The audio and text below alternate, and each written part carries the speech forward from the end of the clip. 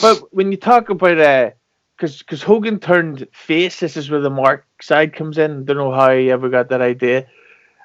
But Hogan turned face in late '99, and then when Steiner was like champion and all that shit, I thought that if they'd have gone with Steiner versus Hogan, that It would have wasn't been. going to happen. Do you think Hogan shut I it told down? you what I told you. Why I just told you why it was not going to happen. You're What? aggressive What? Okay, let me ask you a question. What did I say? Why did I say Scott Steiner would never wrestle Hulk Hogan? because he didn't like him. Right. That was not going to happen. That's fucking. Do you think Steiner was mentally ill? No. He was just wound different. He wasn't ill at all. He was very intelligent. Scott Steiner's a bright guy. Like you see him kind of like his promos and everything. He's street smart. I mean, he's not a dope. You know, he's an intelligent guy, and he read people pretty well. You know, he would have a good idea. He you know, he had his opinions about people that he wouldn't you couldn't change him, and he was I don't know. He's a smart guy. He was smart. You know, knew how to get Was himself over. was there anybody back then that you think could have taken him in the shoot? I don't know. I mean, who knows? I've never seen the guy shoot, so how would I know? Mm. Well, Scott Steiner's just lucky he didn't mess with me. Yeah. But one of the matches that I watched recently that I'd never seen Steiner do was Steiner versus Goldberg. And I think it was Fall Brawl or Survivor Bash at the Beach 2000. And Mm-hmm. they kicked the fuck out of each other. And Yeah. it was probably the greatest Goldberg match I've ever seen. Yeah, But because there was clobbering each other. You know, it's some two big guys, two big muscle heads beating each other up. It's good stuff. but here's a question I've got to ask: Is it? Do you think that Goldberg was ever really a draw? Because there's difference Oh between yeah, being he a top. was. He was absolutely. And the reason why is very simple. You go in the building, place is packed, and he's getting the biggest pop. So it's like, yes, he is a draw. But ratings were dropping as he was being pushed. Yeah, but we were going up against. You got to understand that this isn't like a TV show with no competition. We were going up against Raw and SmackDown, or Raw, which was doing really good numbers and had Rock and Austin and Angle and everything. So it was different for us, you know, because it's not like it is today. Where there's just one show on each night, except for Wednesday night. But it's the, you know, AEW versus the C show on WWE. But like we had competition, you know. But it's not. Um. But before '99 and '7, Goldberg was Goldberg's best when Goldberg was a draw is when we were killing him in the ratings. You know, the rise of Goldberg. It was good stuff. Did you find it weird that when Goldberg came back to WWE, that there really wasn't much of a change at all? He was just another guy, What do you mean, he was another guy? like ratings wise and stuff. It Oh, you didn't mean really. when the first time he went? Well, the first time he went to WWE, or so when he came back recently? The 2015 run or whatever the fuck he did. I think he popped the numbers a little bit, didn't he? I'm not too No, sure. it wasn't 2015. It was like 2018. It's 12 years after he retired. So what was that? Probably like 2018. I just think it's a shame they didn't go with Goldberg versus Stardust because Stardust, great guy, great talent. I'm not. You almost. This is you haven't. You're laughing at your jokes, but they're not funny. So. But so of course going through old WCW shit, I came across a guy. I should reword that. This name, Hardboy Harrison. Oh yeah. You were I'll about. tell you what. This is interesting. I'm actually going to message the guys on the Dark Side of the Ring that do the Dark Side of the Ring series. The Hardbody Harrison story would be fascinating.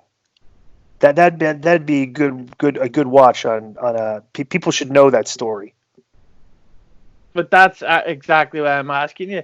I hear a lot of rumors that he was this fucking. What would you call it? A sex criminal. Mm-hmm. So do you have any stories of being aware of that or noticing that kind of behavior? Yeah.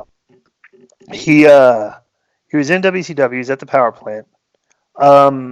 He would do tough man contests, and he didn't really look. He wasn't like a polished fighter at all. But he'd like won a couple of tough man contests. And if you ever watched a tough man cut, like he shows some of the tapes, like he just like rock 'em sock 'em robots. He just come forward and just and he's built pretty good. He was tough, but he did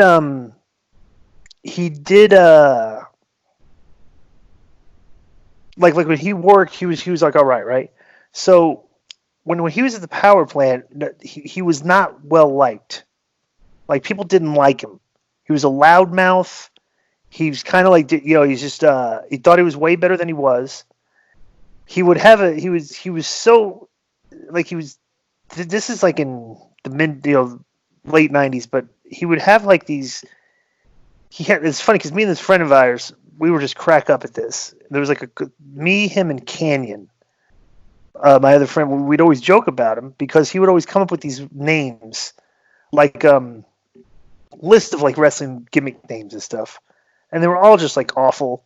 And he didn't spell really well, so it's like some of the names, but he had all these weird, stupid gimmick names. The guy's got the list. It's like if they ever do a Hardbody Harrison story, like that's one of the elements of it. Is like he had these lists of names, and he would have like how they have the Torch and the Observer. He would put out a little paper and copy and give it to people called the Power Plant Torch, right? And each month he would have like a guy that was like the dope or whatever, and he would call it instead of the Bozo the Clown, he would spell Bozo Bozoo. So it'd be Bozu the Clown, right? So he'd have these gimmicks and everything. So he was one of those guys that didn't realize because his attitude was atrocious. He never really was going to make it,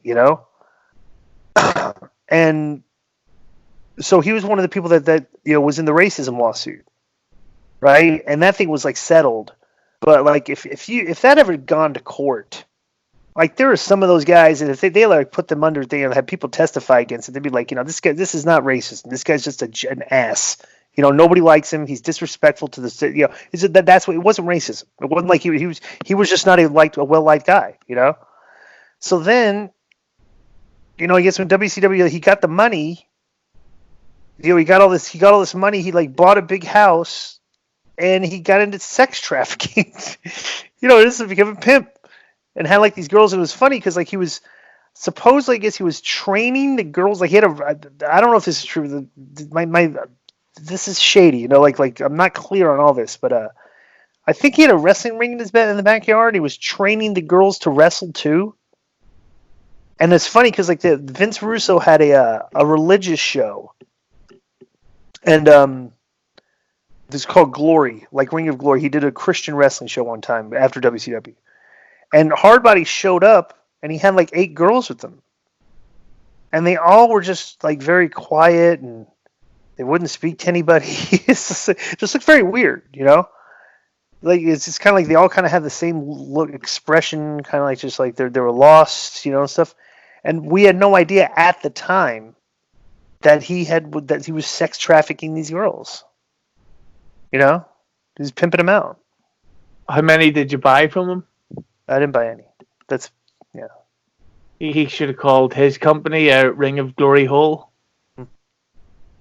Maybe. You're no selling me here. Well, they're not funny. I'll sell it if you have a funny joke, but they're not funny. They're hilarious. Conan's going to love this. I'm going to send it to him. We're going to play clips of this, and he's going to kazoo you like 40 times.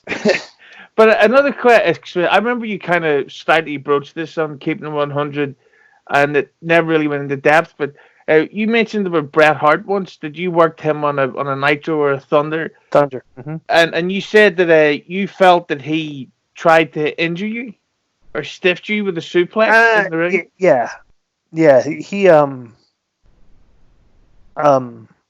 He probably thought I was going into business for myself, which I wasn't.